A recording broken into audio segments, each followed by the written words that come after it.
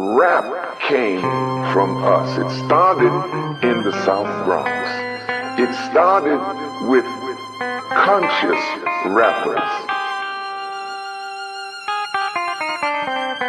So to my brothers and sisters who are rappers, see, you're part of a scheme, but you don't realize you are an unwitting collaborator in a scheme that is to destroy you and your future. Let's be very clear, I ain't here to drink beer, smoke weed, shoot the breeze and break bread with you. I'm only here to resurrect the living dead with you. Thought it was some kind of a game, I'm not playing with you. I got the Moorish warlords with Moroccan short swords, Ethiopians with white face camouflage, already disciplined and ready for that sabotage. You listen to Minaj? Word?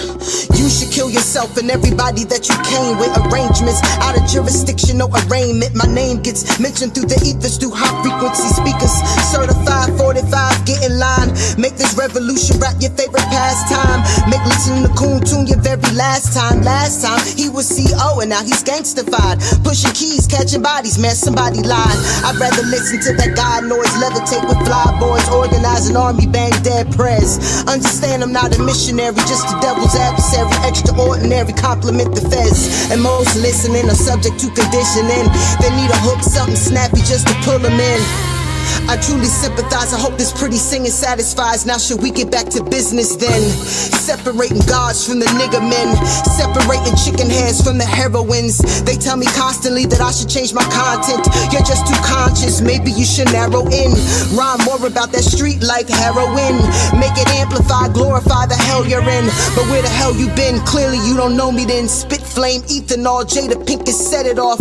I gang bang on opposition till his head is off. His arm, leg, arm nailed to a cross. You're not a mob boss, Florentini, Machiavelli. Closest you are to Italian is sauce and spaghetti. The flow is deadly, hip-hop jihad medley. They could tell I was a rebel the moment they met me. Gotta respect me, the 85ers wanna sex me. Occupied by the 5, still I let them sweat me. You can bet me, Phoenix if they try to dead me. And the Republic of Gorillas stood ready to wreck me. I pull verses from my spleen for the have-nots who seem caught between the rocks and the hard spots. And most listening are subject to conditioning. They need a hook, something snappy just to pull them in. I truly sympathize, I hope this pretty singing satisfies. Now should we get back to business then? I'm not the only one can tell that something's going on. We hustle harder every day and barely holding on. These big banks getting breaks that we'll be gully on. And they'll freeze your assets, keep your scullies on. The same Babylon upgraded red bottom. And he was about that revolution till the feds got him. My man Scott got 3 to 5 for a bag of weed. But be a priest and rape boys walk scot-free. I bet you thinking that I'm kidding cause I'm throwing stones. It isn't me, it's ancient maces in my chromosomes. Impatient ancestors raging through my ribosomes. See scrolls translated through a microphone. The freedom banger, hanger, Margaret Sanger. Planned Parenthood in every hood would like to thank her. Bankers, Rockefeller, Bilderberg, Unicom, DuPont, IBM, UNICEF, and Viacom. My verbal firearm annihilate the infrastructure. Comedic lexicon, cause I don't speak the tongue of suckers. I born degrees of the royal pedigrees and leaving me 16 in my afterbirth. Still, most listening are subject to conditioning. They need a hook, something snappy just to pull them in. Just West, not Ruby Selah.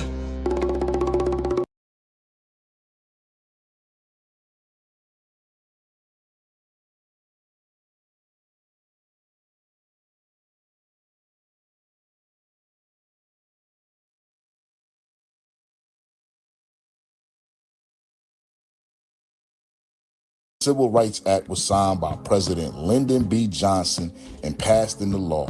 However, in 1964, the Civil Rights Act was signed by President Lyndon B. Johnson and passed into law. However, the state of Alabama was far from being compliant, and in 1964, Alabama was considered the most segregated state in America. And black people were still being blocked from registering to vote. So in January, King and the SCLC were invited to help amplify efforts to register black voters. Meanwhile, Malcolm X, who recently announced his split from the Nation of Islam prior to making his pilgrimage to Mecca, where he would convert to a more orthodox version of Islam. Shortly after his return, at a speaking engagement at the Tuskegee University, Malcolm would be approached by SNCC members Faye Bellamy and Silas Norman. They would invite Malcolm to come speak at the Brown Chapel AME Church the following day to address a group of young civil rights activists. And although Malcolm and King would have a brief encounter on Capitol Hill a year earlier, King would be in a Dallas County jail as he was arrested days prior for illegal parading along with 250 other demonstrators. He would, however, hold a private meeting with King's wife, Coretta, where Malcolm would assure her that he was only there to show support and had no intentions of trying to hinder or undo any of King's works. Malcolm would address the AME Church, where he would deliver his famous and now legendary House Negro vs. Field Negro lecture to a packed and extremely receptive audience. I'm not intending to try and stir you up and make you do something that you wouldn't have done anyway. The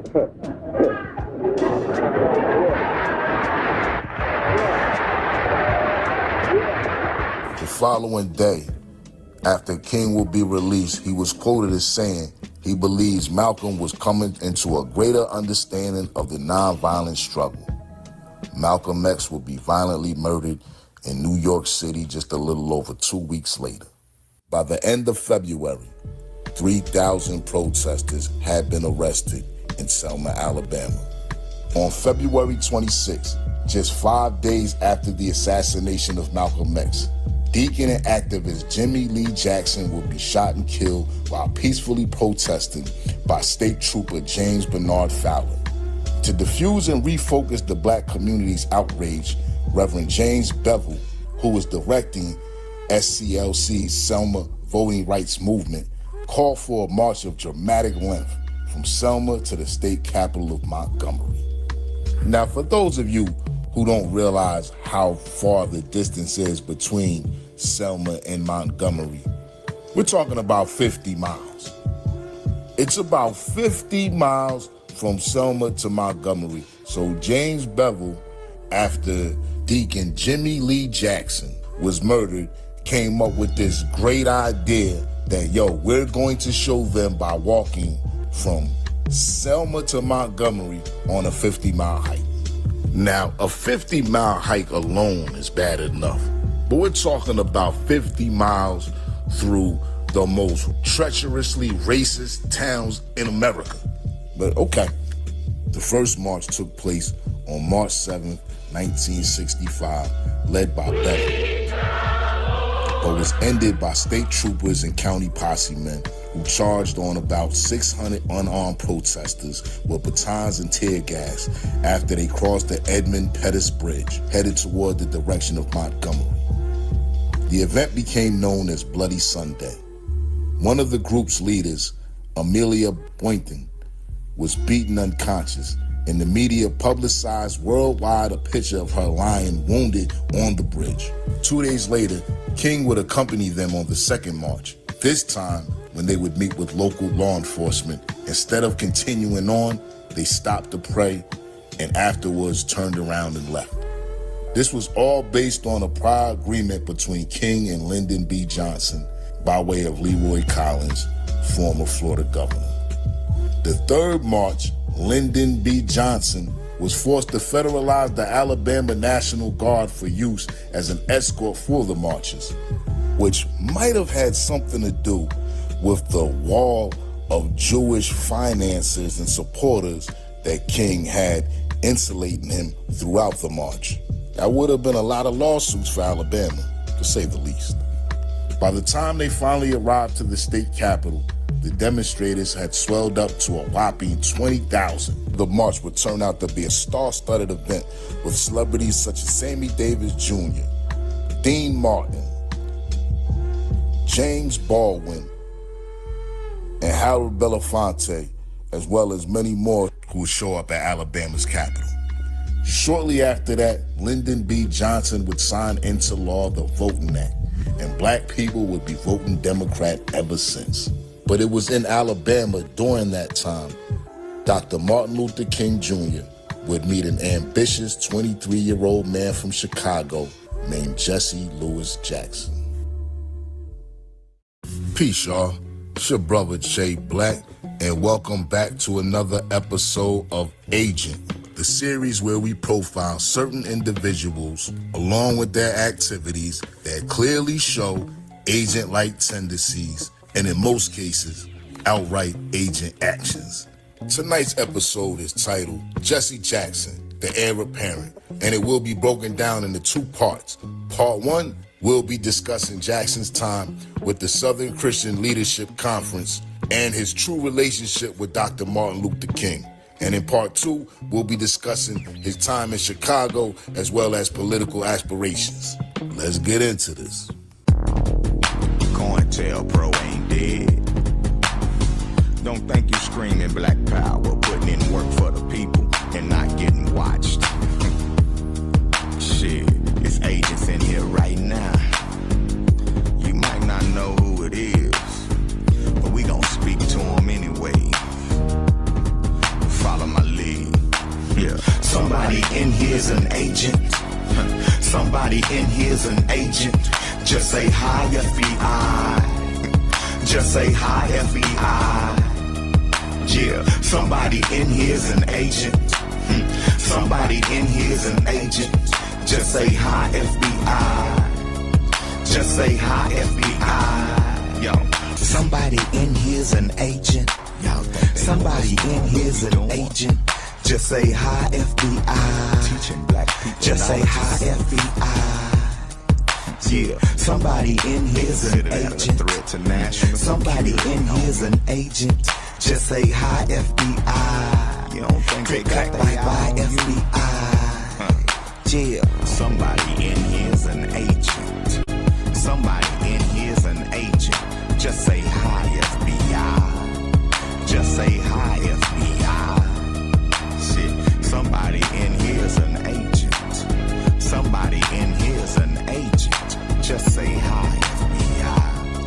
Click, clack, bye-bye, FBI. Agent, a person who acts on behalf of another person or group, or a person or thing that takes an active role or produces a specified effect. So, basically, you can be an agent working for the police, or you could be an agent working for an agenda. It could be your own agenda that's separate from the agenda of who or what you're working with. Copy? Or you could be a person or a thing that takes an active role and produces a specified effect. So that's,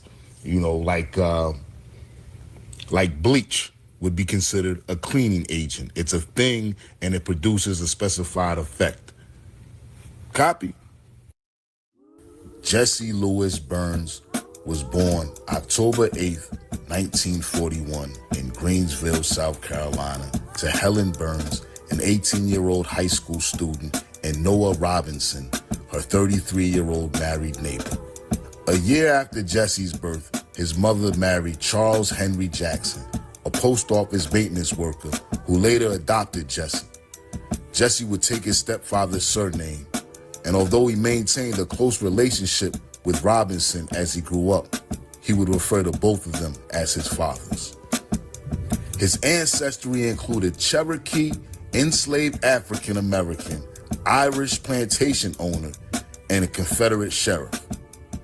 That's an interesting combination to even name like that. And I'm wondering which side was which, where was which. Was it the Cherokee and the enslaved African American on one side of the branch, and was it the Irish plantation owner and the Confederate sheriff on the other side? Or was the Confederate sheriff messing around with the Cherokees, or was the Irish plantation owner creeping with the enslaved African American? But anyway, let's continue. Jackson attended the racially segregated Sterling High School in Greenville, where he was elected student class president, finished 10th in his class, and earned letters in football, baseball, and basketball. So Jesse was just an all-around All-American with it. After graduating from high school in 1959, Jackson rejected a contract from a minor league professional baseball team so that he could attend the University of Illinois on a football scholarship. So Duke could have really been a professional baseball player, but he'd rather play football. After his second semester at the predominantly white college, he transferred to North Carolina A&T, a historically black university in Greensboro, North Carolina. Jackson said he changed schools because of racial prejudice prevented him from playing quarterback and limited his participation on a competitive public speaking team. Although the University of Illinois previously did actually have a black quarterback before Jesse came along. But anyway, while at A&T, he was taken under the wing of Dr. Samuel DeWitt Proctor, who at the time was the president of North Carolina A&T, who was a member of Sigma Pi Phi, or the Boule, and a mentor and friend of Martin Luther King Jr., although it would still be a couple of years before the two, King and Jackson, would officially meet. At A&T, Jackson played quarterback and was elected student body president. Jackson was initiated into Omega Psi Phi, one of the Divine Nine Black Greek organizations. He joined the Congress of Racial Equality, or CORE. He became active in local civil rights protests against segregated libraries, theaters, and restaurants, resulting in his arrest, with his activism constantly being highlighted in the Greensboro Daily. He had been getting so much press from the Greensboro Daily that other protesters began to notice and note that they were seeing him in pictures at protests that he didn't even attend.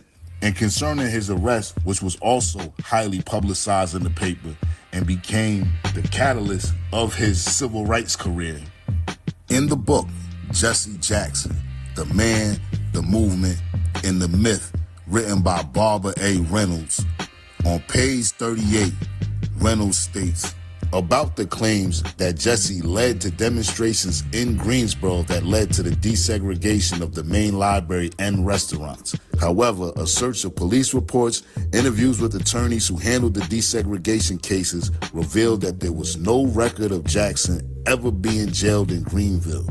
And relatives of Jackson stated that he was away in school during the Greenville protests. Allegedly, it would be this arrest that would gain the attention of North Carolina Governor Terry Sanford. Impressed by the young activist, Governor Sanford appointed Jackson to the North Carolina Intercollegiate Council on Human Rights during Jackson's final year in college. Sanford would go on to serve as an advisor and mentor for Jackson, sponsoring Jackson as one of the first African-American delegates to the Young Democrats National Convention in Las Vegas. So you see, the man was making some serious connections early. We're talking about the governor of a segregated North Carolina, Terry Sanford, decides he's going to take this young, aspiring civil rights activist and put him under his wing.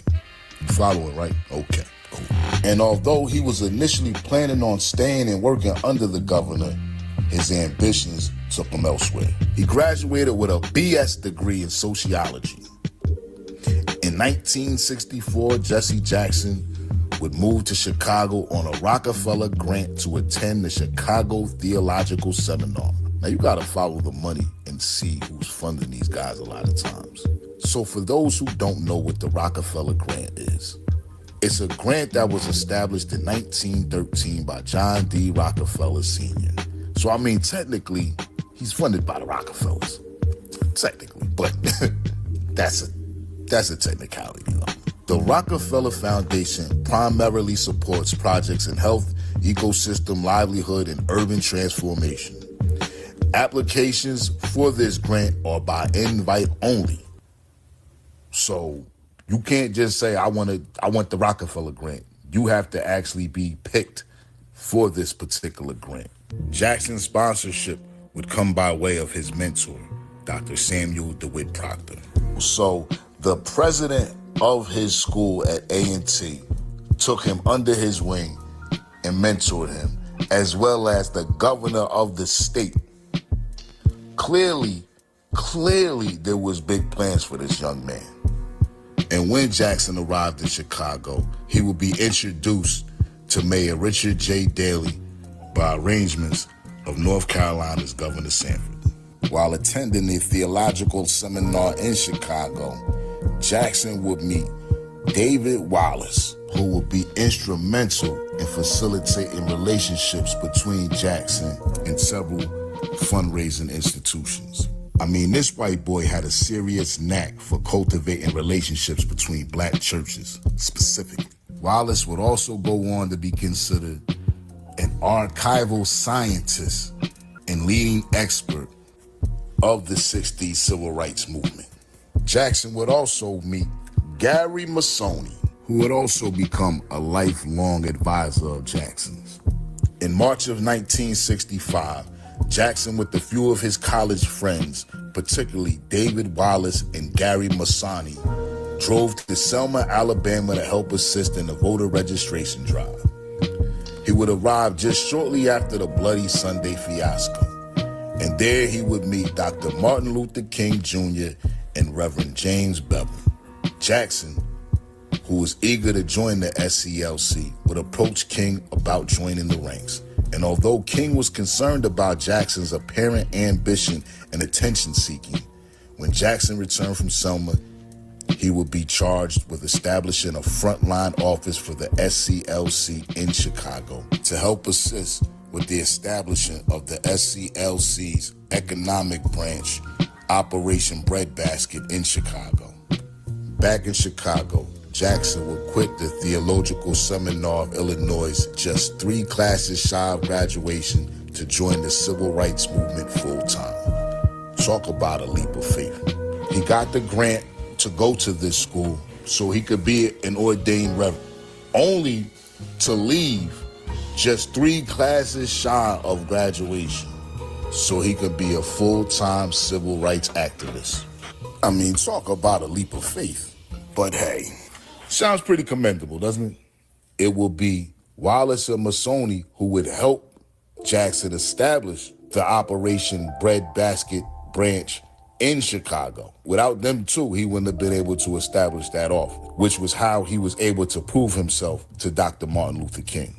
And just a year later, in 1966, King would pick Jackson at the request of Bevel to head the Chicago branch of the SCLC economic arm Operation Breadbasket, which was established by Jackson, Gary Masoni, and David Wallace.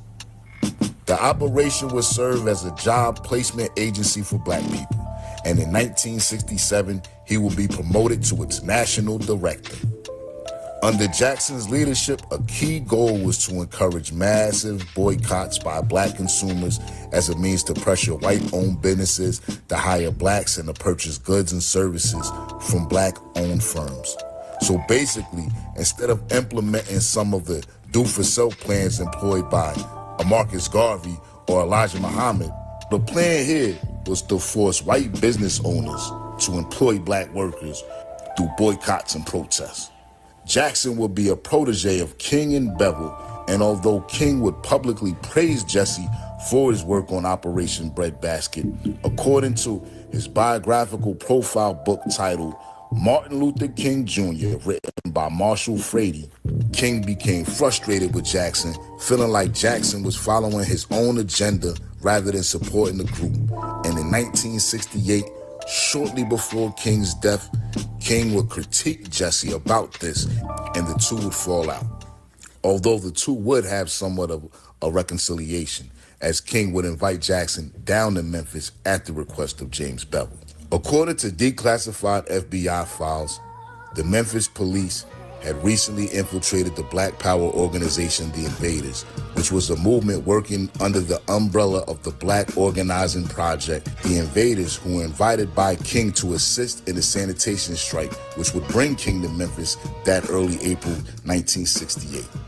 Now, the Invaders and King had a very tense relationship, but King had engaged the group in an attempt to bridge the gap between nonviolent movement and the more radicalized youth.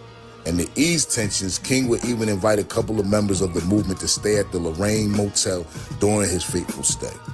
However, a heated argument between the Invaders and the SLC erupted, and they were asked to leave the motel by members of the SCLC the evening before. And the following evening, April 4th, 1968, just shortly after 6 p.m., while King will be awaiting to be escorted to dinner to his close friend and colleague, Reverend Billy Cowles, he will be addressing his inner circle when a bullet will hit him in his right cheek, piercing his medulla oblongata as it exited through his neck. King would be immediately rushed to the hospital, and in that Memphis hospital, 1 hour later, Dr. Martin Luther King Jr. would perish. According to the declassified FBI files, it states, Robert G. Jensen, the special agent in charge of the Memphis field office, and Joseph Hester, case agent for Merkin. Now, I'm figuring that to be a code or an acronym, Merkin, which is interesting, M-U-R-K-I-N, like Murder King, but okay, have unequivocally assured the task force that there was no electronic surveillance of Dr. King in Memphis. So, while King was in Memphis with all the FBI surveillance that had been on King, there was no electronic surveillance. They wasn't doing no tapping, no video recorded, no wiretapping or nothing. Very interesting, and it appears that they cut off the electronical surveillances. Anyway, let me continue. It was explained that Memphis was not in the mainstream of Dr. King's SCLC activities. However, FBI agents did observe the sanitation workers' strike activities for intelligence purposes, and the Memphis Police Department and confidential paid informants did supply information to the field office. Our investigation disclosed that there were 5 paid confidential informants providing intelligence regarding the racial situation to the Memphis field office on a continuing basis. The intelligence coverage provided by these individuals related to the activities of the Nation of Islam, Black Students Association of MSU, Students for Democratic Society, Black Organizing Power, Black United Front, Afro-American Brotherhood, Invaders, and the Sanitation Workers Strike. There is no evidence that the activities of these informants related directly to Dr. King. Moreover, there is no evidence that would suggest these informants were connected in any way with the assassination of Dr. King. I found it odd that they would note that the informants were not connected directly to the King assassination. It sounds like they're suggesting that there was already a plan by the FBI to assassinate Martin Luther King, and they're saying that these 5 informants weren't a part of that plan. That's what it reads to me, but I could be wrong. Let's continue. The Memphis Police Department infiltration of the invaders. In addition to the paid informants, an officer of the Memphis Police Department infiltrated the invaders in an undercover operation. The officer, who was later exposed and is no longer with the Memphis Police Department, was interviewed by the task force. The undercover assignment began in February of 1968 for the specific purpose of infiltrating the invaders, who became active about the same time of the sanitation workers' strike. According to the officer, the Memphis Police Department was primarily interested in the invaders, not Dr. King, because the Memphis Police Department was concerned about what they might do. The police officer, in fact, accepted as a member of the invaders and participated in their activities. On the evening of April 4th, 1968, when Dr. King was shot, the informant had been on a shopping trip with Reverend James Bevel and Reverend James Orange. Now, let me rewind this real quick. On the evening of April 4th, 1968, it says the informant. So they're not talking about the police officer now. Now they're speaking about an FBI informant. Notice how they changed the language, right? Check. And it says that the informant had been on a shopping trip with Reverend James Bevel and Reverend James Orange. The informant said he returned to the Lorraine Motel at approximately 5 p.m. and was standing in the motel courtyard at the time Dr. King was shot. Initially, I had thought that the informant and the police officer were the same person. Initially, because it didn't really make it clear that they were now talking about a different person. And the undercover officer was later revealed to be Morrell McCullough, and further research showed me that Morrell McCullough was in fact shopping with them. Well, he was the driver. He was in fact driving Bevel and Orange around that day when they went shopping. So initially, I said, oh, okay, that's a no-brainer. It's Morrell McCullough. He's the informant and the cop that they're talking about. However, McCullough was not standing in the courtyard when King got shot. He was on the balcony. So right then and there, I realized, okay, they are in fact talking about two separate people. But the way it reads, it's hard to actually distinguish that, except for the fact that when they're talking about the police officer, they mention police officer. When they mention the informants, they talk about the informants. Now, do you think they would intentionally write that in a manner to throw you off or to make you believe that the police officer and the informant are in fact the same person? But if McCullough is not the informant that Bevel and Orange went shopping with earlier that day, even though he drove them, he was not the informant that the feds were talking about, who is? And I started crying, and then I heard Jesse Jackson say, he told me, Jesse, take our people on to the mountaintop. And that didn't bother me, even though I know Jesse got nowhere near him. And then Jesse said, I held his head in my hand while he died. And that didn't get to me. And then Jesse said, look at my shirt. And I looked around, sure enough, and Jesse Jackson's shirt was drenched in blood. And I realized the only way Jesse could have gotten that blood was stoop down on that floor at the Lorraine Motel and rake that blood off that floor and put that blood on him. And I went crazy. I really tried to kill Jesse.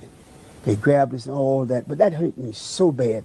The other thing was, when Abernathy came back, says no need of prayer, no need of cry, no need of nothing. He is going, it's over with. He's going to glory. And we called the meeting, the staff meeting, and Jesse claimed to have been ill. And Abernathy told him, Jesse, go ahead to the room and relax. Jesse had to have run like hell that room into that airport, because he got out of Memphis to Chicago. All us feeling, everybody was still in the motel. Cut the televisions on the next morning, that was Jesse Jackson in Chicago with that same bloody shirt on, telling that same lie. I've never respected Jesse since that moment. So there we hear Hosea Williams explaining how they all was at the meeting, and Jesse said he wasn't feeling so good. So Abernathy told him, go and get some rest, Jesse. And when he turned on the TV the next morning, Jesse was in Chicago. But what was not mentioned was, how did Jesse manage to leave Memphis and make it to Chicago before the morning? Or the real question should be, who actually arranged Jackson's exit from Memphis when after the King shooting, everything had been shut down, including all forms of transportation in and out of Memphis? And that next day in Chicago, Jackson would declare, I come here with the heavy heart because on my chest is the stain of blood from Dr. King's head, he added. He went through literally a crucifixion. I was there and I'll be there for the resurrection. So we can clearly see Jesse is positioning himself as King's successor, even insinuating he's going to be the resurrected version of Dr. King. In a recent interview, Don Rose had this to say about Jesse Jackson. Almost immediately after returning to Chicago, Mr. Jackson was making the case that his youth and energy made him the logical person to inject new life into the movement, rather than somewhat stodgy old members of Dr. King's inner circle. Which I thought was very ironic, because throughout Jesse Jackson's entire career, from that moment on, Don Rose did everything in his power to make Jesse to appear to be the clear heir apparent of Dr. Martin Luther King. At least once publicly, he indicated that he was the last person to speak with Dr. King, and he had held his bloody head as Dr. King lay dying. Others who were there said it never happened. Jesse's account changed from over time, from cradling Dr. King's head to reaching toward it. And this really pissed off the people in Dr. King's inner circle, especially Abernathy and Williams, who were actually right there. They were the ones who rushed to King's side while he was shot and resented it because they kind of looked at it as some calculated grab to seize the spotlight, placing himself as the successor when really he was, if there was a totem pole, he was all the way on the bottom. You couldn't even see him. He was the post inside the dirt when it comes to the hierarchy of the SCLC in 1968. James Earl Ray, who was a fugitive who a year prior had just escaped from prison, would be charged for the murder of King, but only after fleeing to Canada, then to London, where he was captured at a London airport trying to flee to Angola a few months later in June. I am very curious to where was he getting the funding to make all of these moves. Keep in mind, this whole time, he's still a prison escapee. We'll talk about him in a whole nother piece. Let's continue. Now I'm gonna wrap it up on the King assassination. Although I could be here for hours talking about just this incident alone. And if you wanna get a real good in-depth detail of those accounts and the FBI's memos and information, the late and great brother Steve Coakley did an excellent job. You can find his videos on YouTube where he really details the assassination of MLK. I would really advise you check that out. A lot of what I was able to do here is based on what Steve Coakley had laid down already. Now, I'm sure most of y'all watching this are familiar with the March 1968 memo from FBI Director J. Edgar Hoover, who explicitly called for the Bureau to prevent the rise of a black messiah who could unify and electrify the black militant nationalist program. Furthermore, in that memo, it mentioned Malcolm X as being the martyr of the movement. It mentions Dr. Martin Luther King Jr. as being a possible threat if he chooses to abandon his nonviolent position for a more black nationalist stance. It mentions Stokely Carmichael saying that he was a major threat due to his charisma and ability to unify people in the movement. It mentioned Elijah Muhammad, but it noted that although he's a potential figure, he was considered less of a threat because of his age.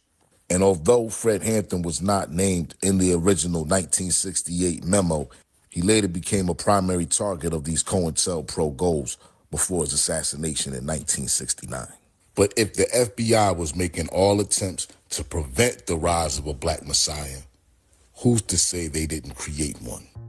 So Jesse Jackson, the activist, steps on the scene in the early 60s as a student, leading sit-ins to demonstrate against the segregation laws of North Carolina, during which time he's arrested for a sit-in at a library, although there's no records of this arrest. Nonetheless, after this arrest, the governor of the state, Terry Sanford, took a profound liking to Jackson to the point where he took him under his wing and began to mentor him and sponsoring a 21-year-old Jesse Jackson to attend the 1961 Young Democrat Convention in Las Vegas, where Jackson would be the youngest black attendee ever at that time. Mind you, not only is Sanford the governor of a segregated state, but also this is before the signing of the Voting Act by Lyndon B. Johnson. So there was no black loyalty to the Democrat Party at this particular time. In fact, several Democrat politicians were actually segregationists at that time. During which time he was attending A&T University, where Dr. DeWitt Proctor, the chancellor of the university, would also take on a mentorship role in Jesse Jackson's life, who would then sponsor Jackson for a Rockefeller Fund to attend the theological seminar in Chicago. And keep in mind, Proctor is also seen as a mentor of Dr. Martin Luther King Jr., but never seen for the two of them to meet. Well, at least not till after the murder of Malcolm X. So clearly, they had big plans for this young man. Clearly.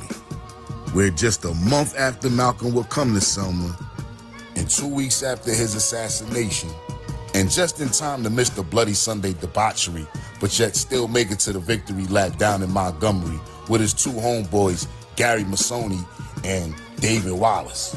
In Alabama, he meets Dr. Martin Luther King and James Bevel, where, according to most accounts, he demands they give him a position at the SCLC, where it was said that he showed up acting like an organizer as opposed to a volunteer.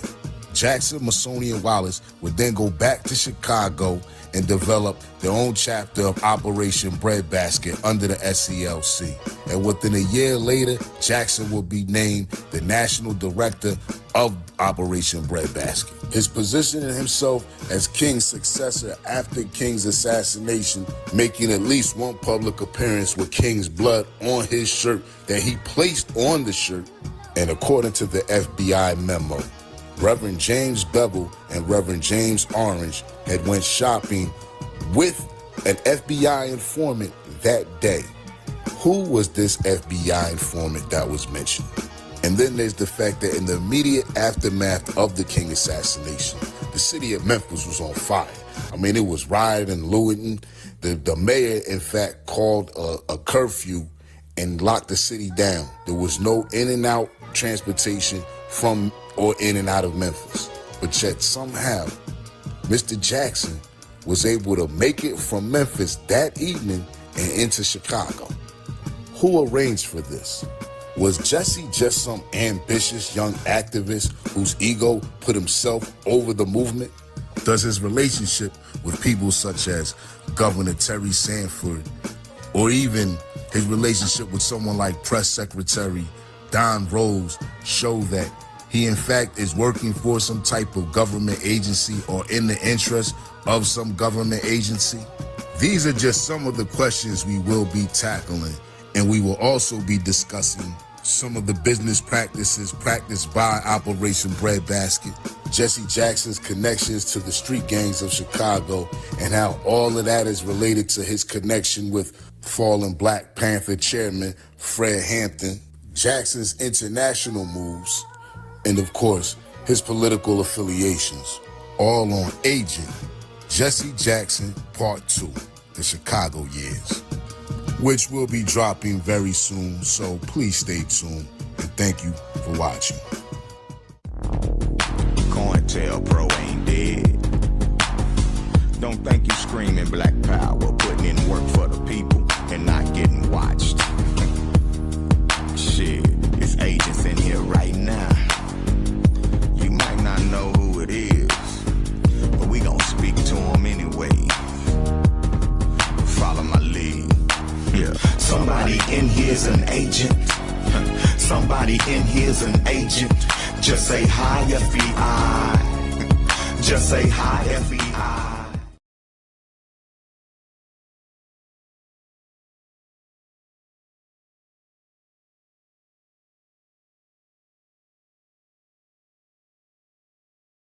He took over as dictator to disarm the public. The Second Amendment is there, and it was put in there not for hunting and fishing like they like to say.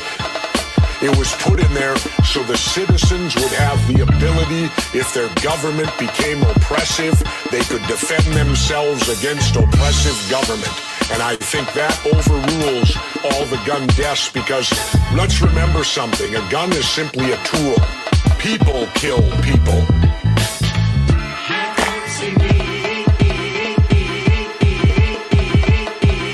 Surely we be ready once that war has gotten heavy. Kept them burners by the bevy. Turn that defense to confetti. Steady aiming where your children at. Damage where you building at. Annihilate you from the map. This is more than just a rap. Presidents crying over babies don't move me. But they've been killing babies worldwide, you can't fool me. Just another tactic to take us off our axis. That routine practice to keep us on snooze. Everyone's associated, I don't watch the news. Claiming I'm affiliated, I don't know them dudes. I just keep it front line, 12 gauge shot rhyme. Aim for the head, make sure the shoulder don't bruise. I choose freedom over cake and find royalties, even for the sake to integrate in popularity. Just for more clarity, you ain't really scaring me. It's really no surprise to anyone with open eyes to this.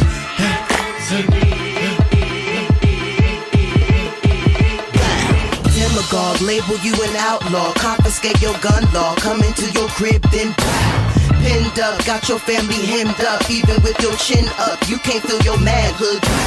Slowly turn around and tell your family get down.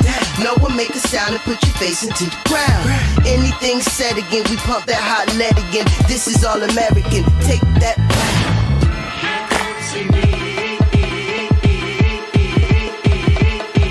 Just a simple question, we don't manufacture weapons. How we get them Smith & Wessons, how they circulate the hood. They bring them here in boats, mainly for the youth to toast and them pigs to get them yoked. We have a vigil, all good. But I'm from school of fist fights, jump you if you seem psych. Ruger AK just in case they want my birthright. Damn right, NRA is in the bed with government. Same aim, same damn name, same covenant. Media, working overtime to put the fear in ya. Church praying hard, but that blonde ain't really hearing ya. Area, a war zone for all the wrong reasons. And other countries killed for lacking water in their region. Squeezing, imitating Scarface and Al Capone. Time for battle and they'll be hiding till the smoke's gone. Had them dogs at your door like a 64. Hope he missed pointless, he never missed before.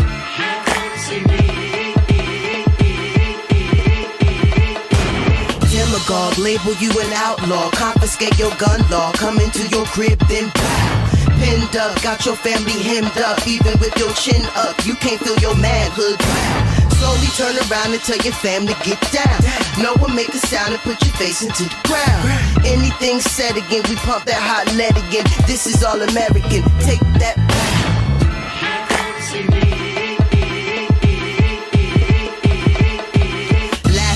Plan for civil war, and if you ask me, the blueprint, mandatory weapon for the family. Candidly, Nat Turner burner most amicably. Make his soul go from the flow to the canopy.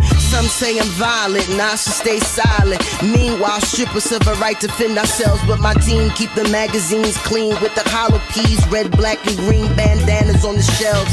Combat boots for the soldiers, all 12s. Comedic lexicon over prepaid cells. This is why they terrify, fear that we'll get unified. Realize the war is on us and break hell. And of course, they'll offer support when it's popping off. Give you proper transport, show you to the Holocaust. It's a siege outside, no man is safe from. You can hide, but you can't run. Mazel tov.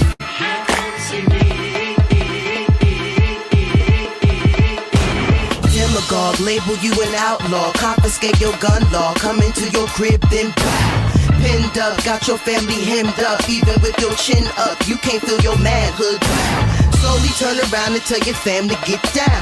No one make a sound and put your face into the ground. Anything said again, we pump that hot lead again. This is all American, take that.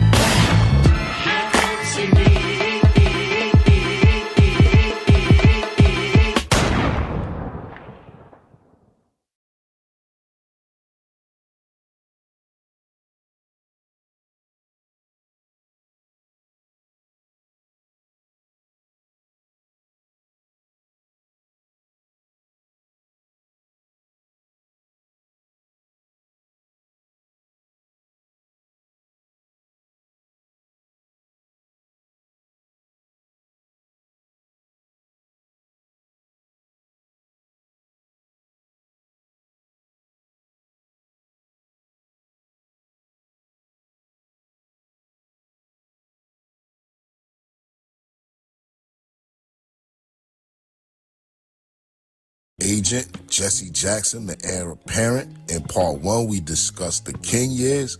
We discussed Jackson's introduction to activism amidst CORE, as well as his sponsorship by the Chancellor of A&T University, William DeWitt Proctor, as well as his sponsorship from Democratic Governor of North Carolina, Terry Sanford. His initial introduction to King's assassination, and Jackson's actions following the immediate aftermath of the King assassination. In part 2, we will be discussing Jackson's time in Chicago, as well as his international playerism and his unsuccessful campaign runs for the United States presidency. All right, let's get into this. COINTELPRO ain't dead. Don't think you screaming black power, putting in work for the people and not getting watched. Shit, it's agents in here right now. You might not know who it is, but we gon' speak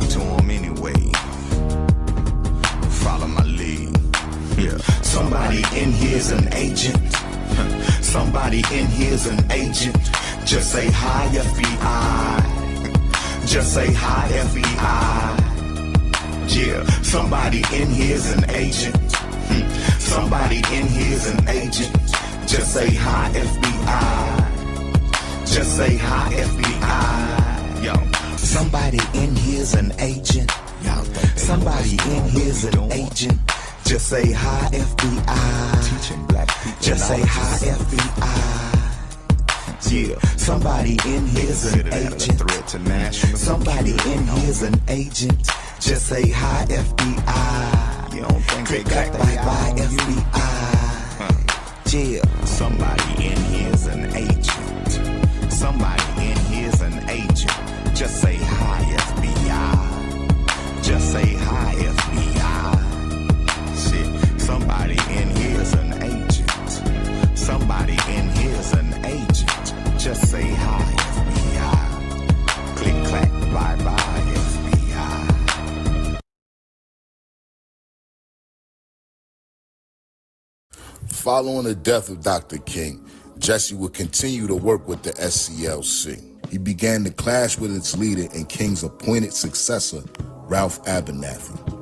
In 1969, the New York Times published an article in his paper titled "Chicago's Operation Breadbasket is Seeking Racial Solutions and Economic Problems," reported that several black leaders viewed Jackson as King's successor and that Jackson was one of the few black activists who was preaching racial reconciliation. Not sure who these leaders were, but according to the New York Times, they were black leaders. They didn't give no names or nothing like that. They just said black leaders. But okay. 1969 will be the same year Jackson would meet a 12-year-old Al Sharpton and take on a mentorship role with Sharpton and appoint him to serve as the youth director of the New York City branch of Operation Breadbasket. Al Sharpton would then go on to become an FBI informant before establishing the National Action Network, which has its headquarters in Harlem, USA. That year, he would also meet a man named Frank Watkins.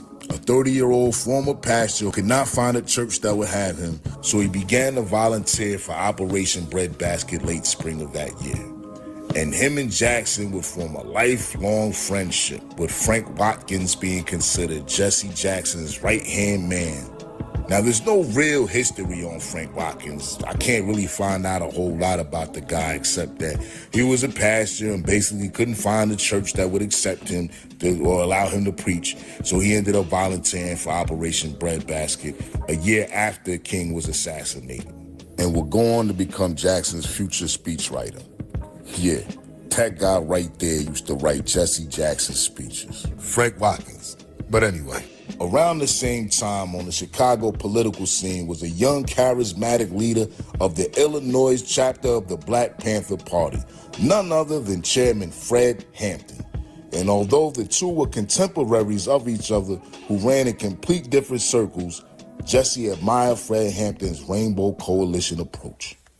The Rainbow Coalition was a 1960s alliance in Chicago led by Fred Hampton of the Black Panther Party, uniting racial ethnic groups, the Black Panthers, Young Lords, and Young Patriots, against poverty, police brutality, and systemic injustice. The two would meet briefly through Bobby Rush, the co-founder of the Illinois chapter of the Black Panther Party. I'm not exactly sure of how long Rush and Jackson actually knew each other or when they even officially met. But it wouldn't be until later that year in December, after the assassination of Fred Hampton, who was assassinated by the Chicago Police Department by orders of the FBI after his bodyguard, William O'Neill, who was a police informant, drugged Chairman Fred after delivering floor plans of the layout of Chairman Fred Hampton's home to the Chicago Police Department. Immediately afterward, a warrant was issued for the arrest of Bobby Rush, who would later go on to hold the congressional seat in Illinois from 1993 until 2023. Now, I'm not exactly sure who reached out to who. Bobby Rush has never actually given a detailed account of these events, But he has credited Jesse Jackson with saving his life during this incident, where Jackson brokered a deal with the Chicago Police Department for Bobby Rush's safe surrender at the headquarters of Operation Breadbasket in the Chicago office. After the incident, Bobby Rush would shy away from the Black Panther Party and its politics, go on to get degrees from Roosevelt University as well as the University of Illinois, and they're going to have a 30-year run in the House of Representatives. Pretty impressive. So, Jackson was able to foster a deal between fugitive Black Panther and co-founder of the Illinois chapter, Bobby Rush's quote-unquote safe surrender with the police. So he was negotiating with the police and the Panthers. Oh, this boy's slick. And days later, he would deliver the eulogy at the funeral of Chairman Fred Hampton. So once again, in the immediate aftermath of the assassination of a potential Black Messiah, we find Jesse Jackson positioning himself as their successor. Jackson, without missing a beat, will begin forging alliances with the several different street gangs on the Chicago scene, with his strongest ties to Jeff Fort of the Black Keystone Rangers. Jackson had been working with Fort and the gang as early as 1968, whether it was having them work on picket lines or working for security.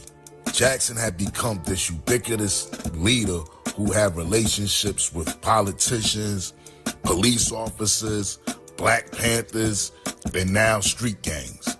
Slain Panther Chairman Fred Hampton and Jeff Fort had previously held a pretty good relationship, with Fred Hampton trying to create an alliance between the organizations. However, that would all go south due to the FBI's antagonism when informant William O'Neill provoked an armed battle between the two organizations, bringing the two organizations at odds with each other.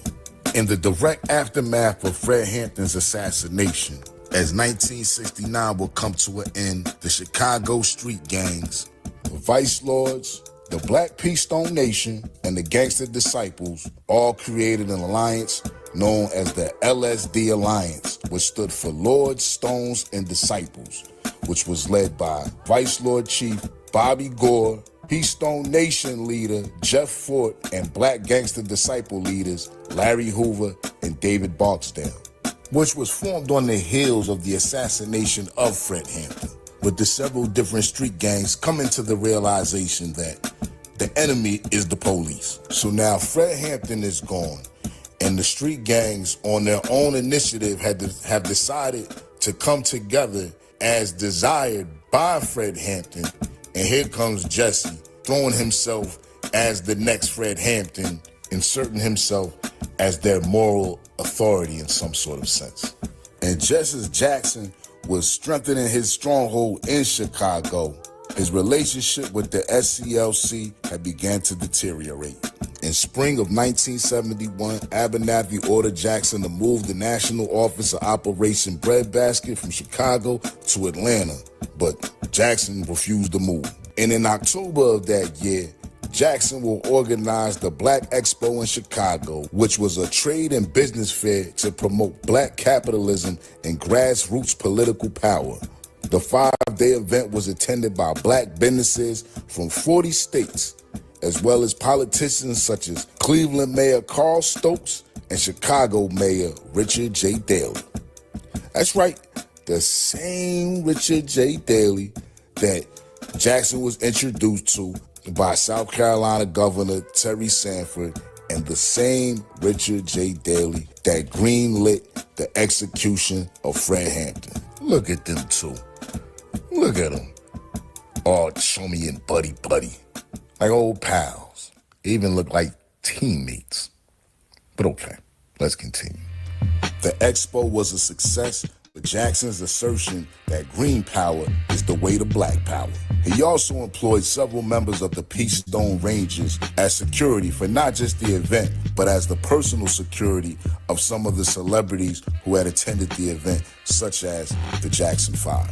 And I must admit, employ might be the wrong word to use, because they actually didn't get paid, which created a problem, because not only were they not getting paid for their services, but they were also owed federal funded money via Kenwood Oakland Community Organization, which led to threats made by the Stones against Jackson and his peoples, which at the time still extended to the SCLC. Jackson would then reach out to a friend and former Chicago police detective W.L. Lillard, who ran the Lillard Security Company, for protection. Shortly after, Reverend Curtis Bureau was approached at the Woodland Mennonite Church by members of the Peace Stone Nation, where Bureau was threatened and forced to pull out a gun, letting off 3 shots toward the ground to escape the confrontation. Later that evening, the Woodlawn Mennonite Church would be set on fire. Burrell would meet with Jackson, who would then put Burrell in touch with W.L. Lillard. What happened next would ultimately set in motion the destruction of the LSD Alliance. You gotta understand what was going on at this time in Chicago with the street organizations, especially directly after the death of Fred Hampton. A lot of these organizations had become politicized and were even created off of the principles of defending the community. The Lords, led by Bobby Gore, focused on community outreach and legitimate business development. The Black Peace Stones, led by Jeff Fort, provided massive numbers and utilized federal funding for job training programs. And the Black Gangster Disciples, led by Larry Hoover and David Barksdale, represented the tactical strength and discipline. Jackson and Burrell would go on the offense, aligning themselves with a coalition of black ministers and the Black Men Move organization led by John Barber, and would officially declare their own war on the street gangs of Chicago. They would go as far as to have W.L. Lillard escort Reverend Curtis Bureau to the Cook County State Attorney's Office of Edward Hanrahan, the same Edward Hanrahan who was directly involved with the cold-blooded killing of Black Panther Chairman Fred Hampton and Mark Clark. So here you have these black ministers who recently went to the government and vouched for these gangs and articulated how these gangs can become an asset to the community with proper funding, are now going to the government and law enforcement to talk about how dangerous these gangs are and how they are in fact terrorizing the black community. Now remember, Jesse Jackson is still a member of the SCLC technically. So word gets back to Abernathy. And Abernathy then comes to Chicago to mediate the dispute and pretty much pays them back their money. I believe they said it was to the tune of $80,000. This would ultimately lead to Abernathy suspending Jackson, which would then cause Jackson to split from the SCLC.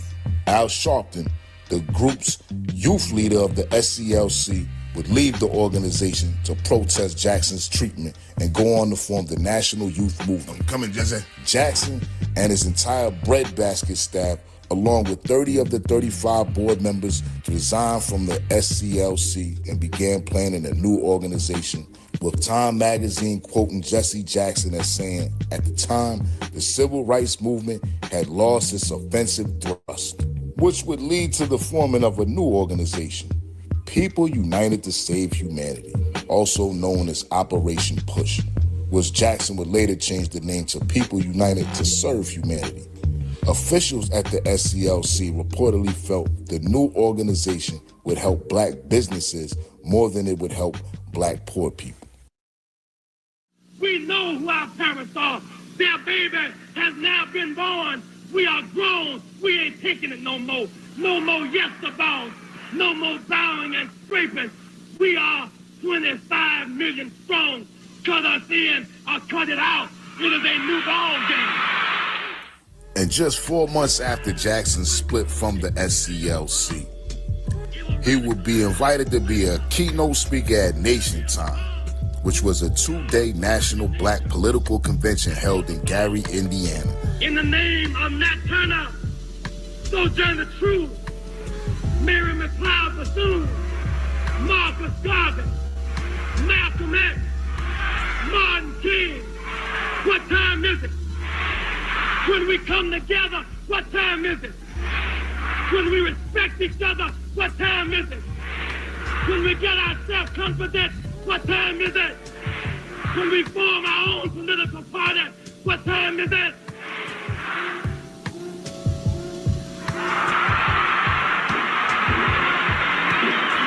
The event was a landmark gathering with approximately 10,000 black people convened to discuss a unified black agenda and political self-determination, which would be a strong showing of solidarity between the black nationalists, the revolutionary fraction, and the integration and civil rights fraction.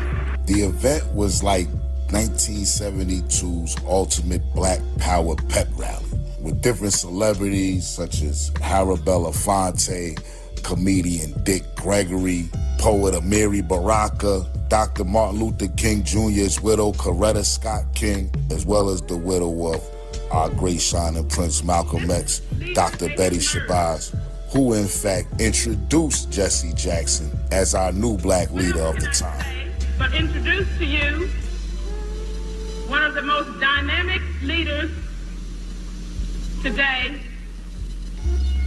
Jesse Jackson, National President of PUSH. Also attending the convention was Black Panther Party co-founder and chairman Bobby Seale, who was in fact introduced by Jesse Jackson at the event.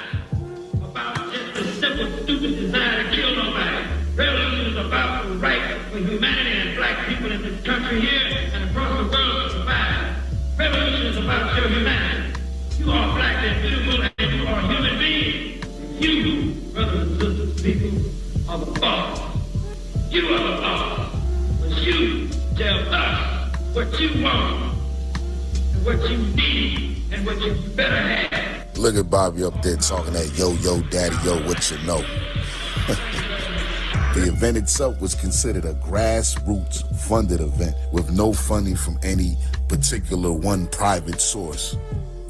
Allegedly, the event will ultimately be Jackson's coming out party. The purpose of the convention was to push for a black political party. Little is mentioned about what was actually achieved at the convention, but the defining moments did include the Gary Declaration, a powerful manifesto stating that the American political system was failing black citizens and calling for radical fundamental changes, as well as the National Black Agenda, which was a 60-page document published on May 19th, Malcolm X's birthday, 1972, outlining demands such as reparations, a guaranteed minimum income, proportionate representation in Congress, and an end to the Vietnam War, and the creation of a national black political assembly. And here we are, just 54 years later. Despite the initial euphoria of unity without conformity, the coalition faced significant internal tensions, ideology rifts between integrationists who favor working with the Democratic Party and separatists who wanted that independent power, which led elected officials to distance themselves from the more radical planks of the Gary agenda. So what was actually accomplished by the convention yet remains to be seen. However, there was a film that was made by William Greaves, which was released that same year, called Nation Time. I guess, they did make some money off of it somewhere. And you can check it out too on YouTube. Meanwhile, back in Chicago, a reconciliation between Fort and Jackson would be made. But by then, Senator McClellan, Mayor Daley, and State Attorney Edward Hanrahan had already launched their war on Chicago gangs. And although gang violence in the streets was at an all-time low at the moment, this intensified effort to eradicate the street gangs of Chicago ultimately led to the dissolving of the LSD Alliance. 1972, Jeff Fort would be convicted for the misuse of federal funds from the job program. While in prison, Fort and Jesse Jackson's half-brother Noah Robinson will form a secret partnership.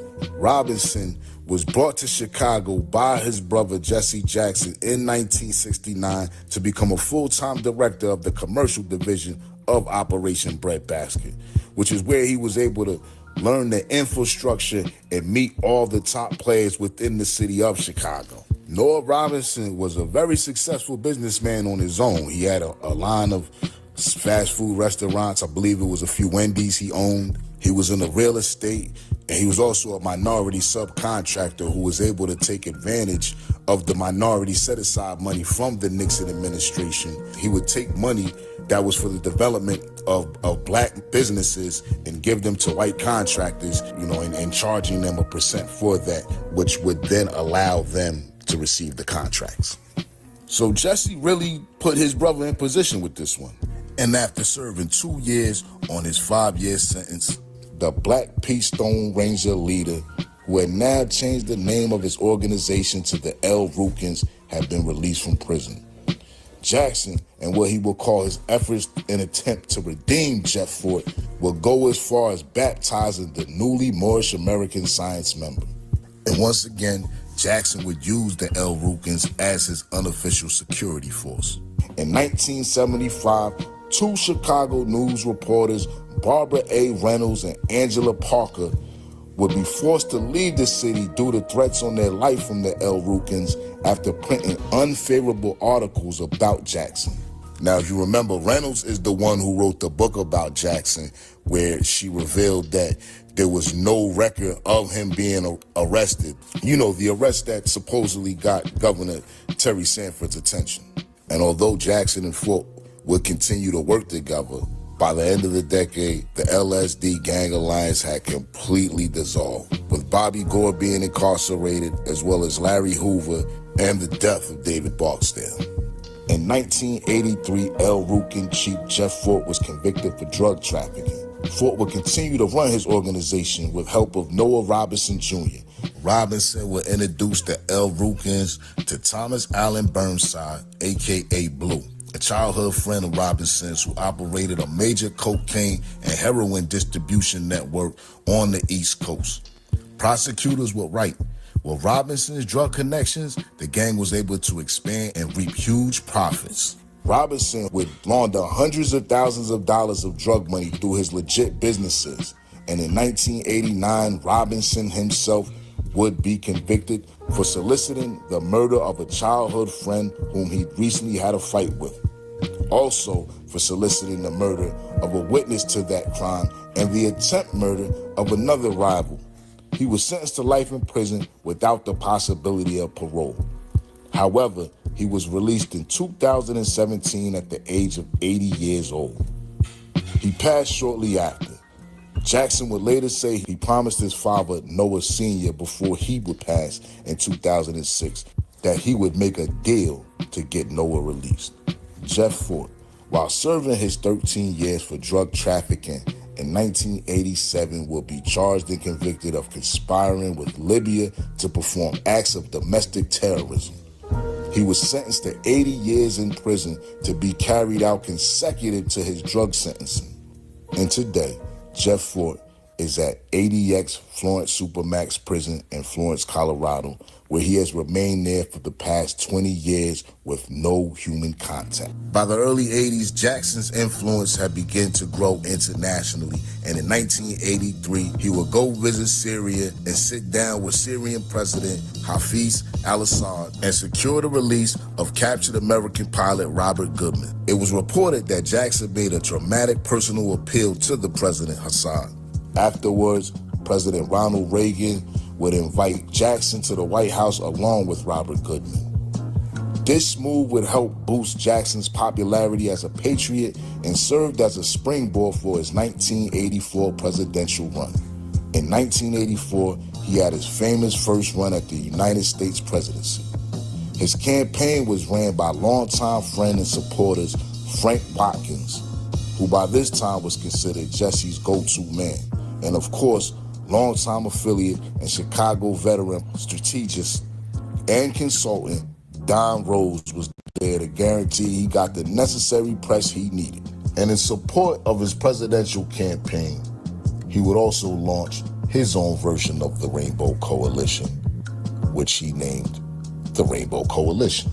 Its goal was to build a coalition of diverse groups, minorities, women, LGBT plus individuals and workers, to increase voter registration and amplify unheard voices. The movement is credited with paving the way for future leaders like Barack Obama and shifting the Democratic Party toward a more inclusive and progressive platform.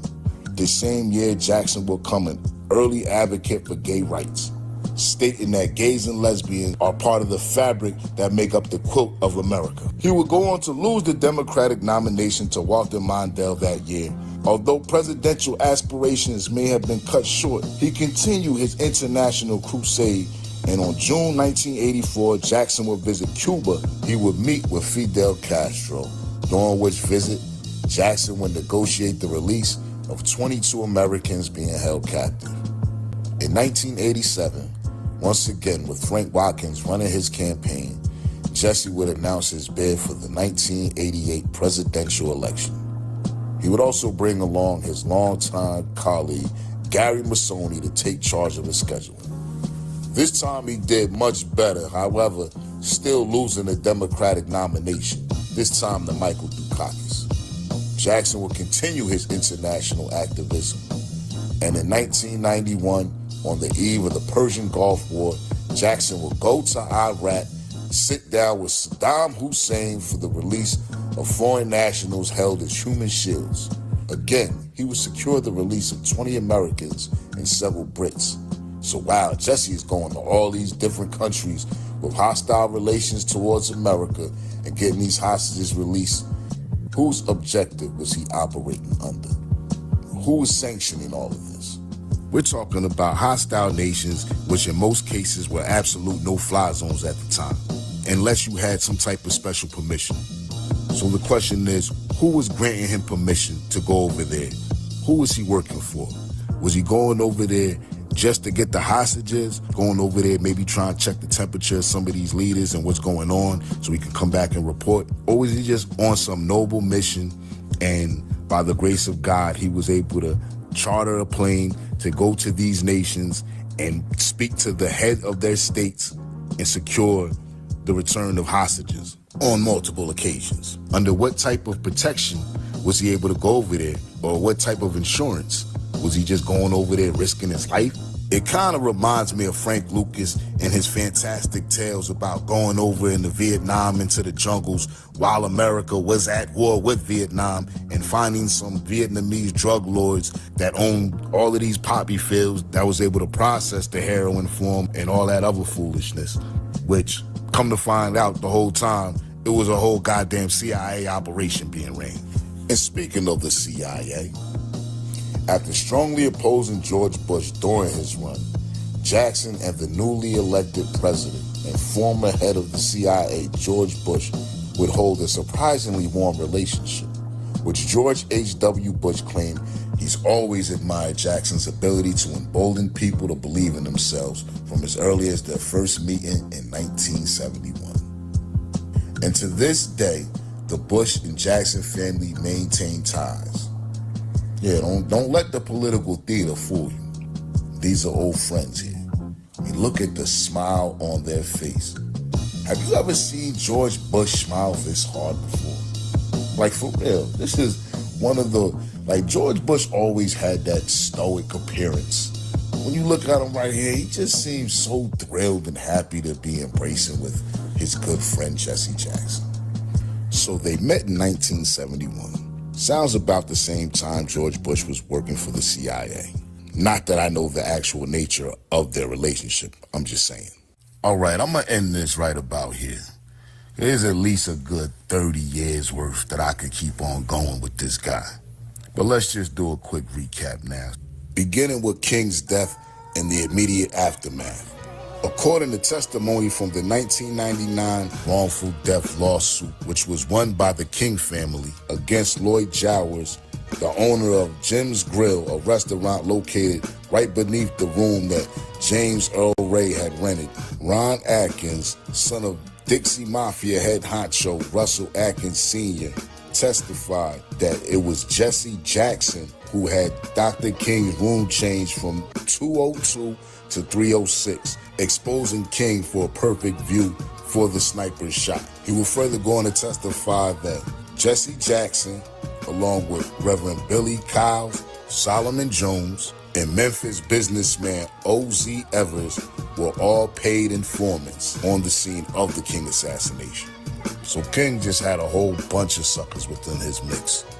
After miraculously being able to leave Memphis for Chicago the night of the assassination of King, Jesse Jackson with press secretary Don Rose, who was initially King's press secretary, and directly after King's death, suddenly he was arranging for Jesse Jackson, who, like I stated in the first episode, wasn't the third, fourth, or even fifth man on the totem pole when it came to the SCLC. But yet he ended up being the one to get all the press and to get all the TV appearances provided by Don Rose. Then while in Chicago, we seen him try to forge a relationship with Black Panther Party chairman Fred Hampton, who Fred Hampton at the time was creating a movement of unity amongst the gangs and other organizations within Chicago. After the assassination of Fred Hampton, we see him then try to completely usurp Fred Hampton's work in Chicago, aligning himself with Jeff Fort, even going as far as to jack the whole idea of the Rainbow Coalition. And here we could see, not only did he jack the name of the Rainbow Coalition, but he even tried to jack my man's whole style. That I am a revolutionary, and you're gonna have to keep on saying that.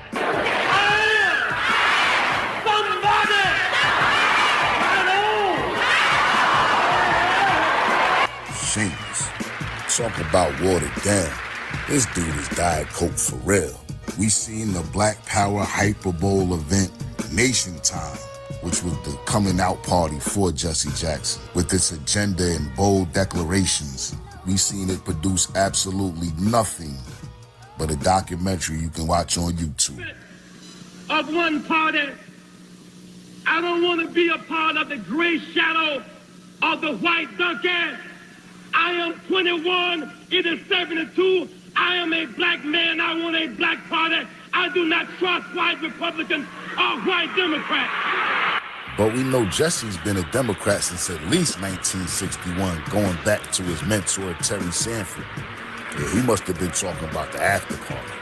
Jesse Jackson's relationship with law enforcement. He seemed to have every Illinois police officer as well as politician in his Rolodex. I mean, it's pretty fantastic at the fact that here we have Bobby Rush on the run from the police, a fugitive after the assassination of Fred Hampton, the brutal, vicious, cold-blooded assassination of Fred Hampton. And here, Jesse Jackson is able to make a phone call and smooth everything over for a safe surrender for Bobby Rush at the Operation Push headquarters. So was he able to just call in a favor from Mayor Daley? He was literally the linchpin that connected Reverend Burrell and Reverend Barber, District Attorney Hanrahan, and Senator McClellan to go after the LSD gang alliance by having his police friend W.L. Lillard, Tate Curtis, and Burrell to meet with Attorney General Hanrahan, as well as super racist Senator McClellan, who then teamed up with Jackson's old friend Chicago Mayor Daley to go after the street gangs of Chicago, ultimately destroying the LSD alliance. But only after running up an $80,000 tab with Jeff Fort and the Peace Stones. 1 minute the man says he doesn't trust a white Republican or a white Democrat. The next minute, he tirelessly campaigned for Jimmy Carter's re-election, showing his dedication as well as his loyalty in all 32 of his teeth. The dubious relationships he holds with Mayor Daley or District of Attorney Hanrahan, who had his fingerprints all over the Fred Hampton assassination. His relationship with George Wallace, who became his advisor while running for president of the United States in '84. This is the same George Wallace who was the governor of Alabama during Bloody Sunday. But for me, the final straw was when he went and threatened the anatomy of black people's political lord and savior, Barack Hussein Obama. Too far down. Talking down to black people on those faith-based and when Barack Obama won the presidency, you could see Jesse celebrating with tears of joy. Or were those tears of agony? I mean, it sure must have been hard watching the new and improved version of you come up out of Chicago and take that spot you coveted for so long but was never able to reach. Look at this bitch. Now, I'll be the first to admit, it's easy to sit back from the position that I'm in to criticize and critique those in the struggle for black liberation of yesterday. But I will also be the first to tell you, nobody's above criticism. But we need to make the distinction between a poor choice and a dubious decision. And again, I am your brother, Che Black. I am not here to make up your mind for you. Just present the evidence. Feel free to leave your opinion in the comments. If you enjoyed my work, please like and subscribe. And until next time, this was the conclusion to Agent Jesse Jackson, the heir apparent. And stay tuned. The next episode of Agent will be dropping very soon. COINTELPRO ain't dead.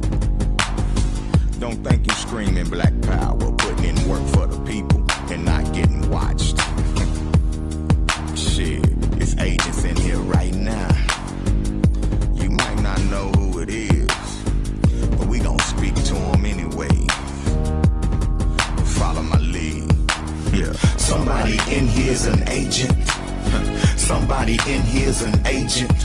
Just say hi, FBI. Just say hi, FBI.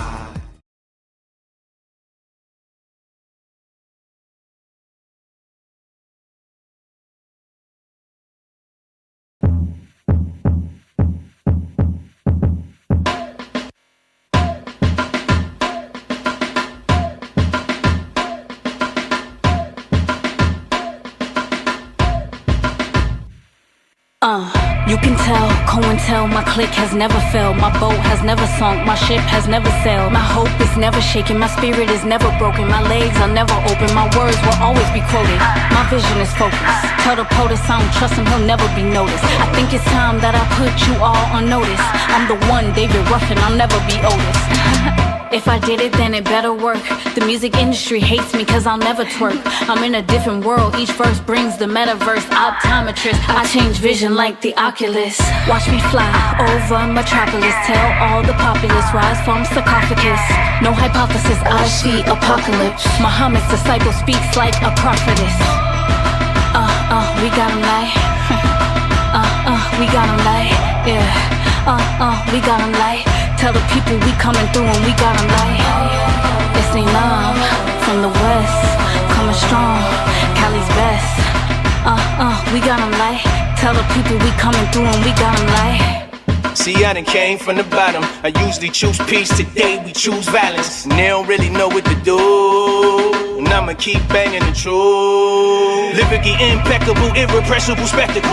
I could turn a vegetable into an intellectual. My ancestors celestial, go beyond the skeleton. Fact checking these rappers, none of these credible. If it don't apply to the fly, it's a hypothetical. It's just the type of that you kicking is unacceptable. If you're not helping me grow, I'm just not available. I want the whole left side of a decimal, incredible. I ain't even hardly reached my pinnacle. Jump in the cypher and turn it into a festival. Bang on the gang till the game need medical. I'ma keep grinding till it's unpreventable. Middle finger, you haters, but that'll be unprofessional. We are just not compatible. I am too undetectable. Put the pedal, the metal hitting your mental. My pen penetrating your sensory. You looking terrible. Whoa, whoa, all I see is green light bulbs. East New York, Brooklyn, let it go. My light might be an iPhone. Third eye, I see the rival. See my arrival. We got him like. We got him like. Yeah. We got him like. Tell the people we coming through and we got him like. It's that Nick from the East New York. We run the streets. We got him like. Tell the people we coming through and we got him like. You know. We the creme de la creme. They give us accolades, but that's God working through us. We send praises up to Him. Brotherhood tight, sisterhood tight, nation building team players. We all shooting in the gym. Got the guys with me, got the FOI with me. If we gotta go to war, then we fighting to the death. Not a betting man, but if I was and you ask me who I'm putting my money on, you know I'm putting it on them. Come through, they gotta respect, they gotta tip they hat. Don't disrespect our women, word bond, we'll kill for that. In the field, working with bullets, fly like we in Iraq. I do this for the family, I rap, but this way deeper than rap. Stand up, solid soldiers with me, we don't back though. I don't deal with milk toast brothers like I'm lactose. Every time I come in first, they act like they me whole time. I know they wanted me to come in last though. La ilaha illallah, Muhammad Rasulallah. If it wasn't for you, I know I wouldn't have made it through Allah. Grant me protection on this mission that I pursue, Allah. I know with you behind me, there ain't nothing that I can't do, Allah. You know, you know. We got 'em like. We got 'em like. Yeah. We got 'em like.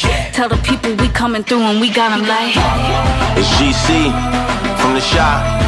FOY till I die. We got 'em like. Tell the people we coming through and we got 'em like. It's in love. GC. Technique.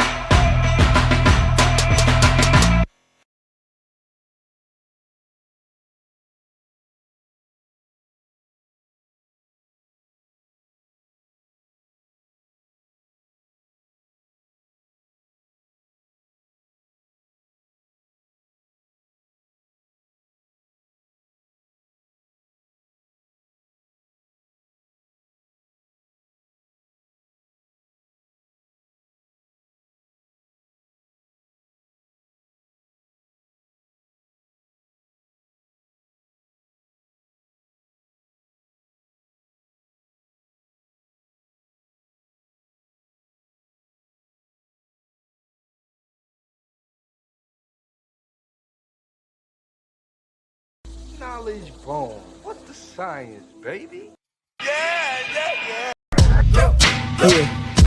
Yeah. Now we gonna tell them. Night in front. We tell them like this, yo. I'm a African. I'm a African.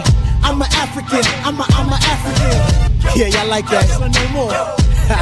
This man's mind is open. I'm a African. I'm a African. I'm a African. I'm a.